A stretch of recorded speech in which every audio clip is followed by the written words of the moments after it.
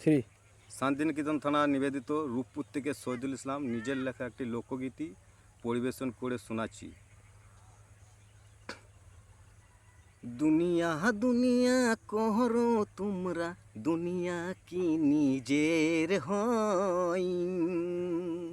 দুনিয়া দুনিয়া কহরো তোমরা, দুনিয়া কি নিজের হয়? দুনিয়াদারি ছাইরা তুমি যাইবা নতুন ঠিকানায়।